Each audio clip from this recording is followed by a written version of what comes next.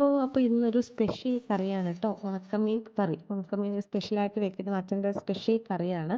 ഉണക്കമീൻ എടുത്ത് വെള്ളത്തിലിട്ട് വെക്കുക. അതിനുശേഷം കാന്താരി മുളക്, വെളുത്തുള്ളി, ചെറിയുള്ളി, ഇഞ്ചി ഇതൊക്കെ കഷ്ണങ്ങളാക്കി മാറ്റി വെക്കുക. ഇന്നത്തെ കുക്ക് അച്ഛനാണ് കേട്ടോ. ഈ കറിയൊന്നും ഉണ്ടായില്ല. അപ്പോൾ അച്ഛൻ അതിൻ്റെ സ്പെഷ്യൽ കറിയായിട്ടുള്ള ഉണക്കമീൻ കറി ഉണ്ടാക്കാമെന്ന് വിചാരിച്ചു.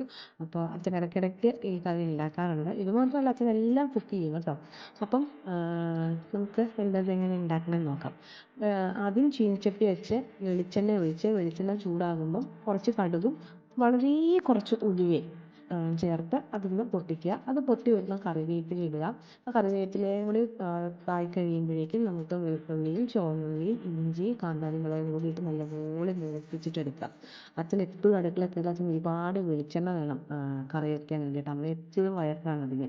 അച്ഛൻ അടുക്കളയിൽ കയറിയാൽ 1 കിലോ വെളിച്ചെണ്ണ തീർത്തിട്ടുണ്ടാവും.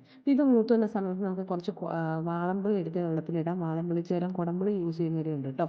അപ്പോൾ ഈ എണ്ണയിൽ കിടക്കുന്ന വെളുത്തുള്ളിയും ചുവന്നുള്ളിയും ഒക്കെ മൂത്ത് കഴിയുമ്പോൾ നമുക്ക് അതിനകത്തേക്ക് മഞ്ഞൾപ്പൊടിയും മുളക് പൊടിയും മല്ലിപ്പൊടിയും മാത്രം ചേർക്കുക. ആവശ്യത്തിന് മാത്രം ചേർക്കുക.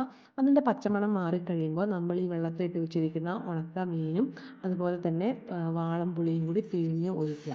അതിനുശേഷം നല്ലപോലെ തിളയ്ക്കാൻ വെക്കുക. തിളച്ച് കഴിയുമ്പോൾ എണ്ണയൊക്കെ തെളിഞ്ഞ് വരും. ഉപ്പ് നോക്കിയിട്ട് ആവശ്യത്തിന് ഉപ്പും കൂടി ചേർക്കുക.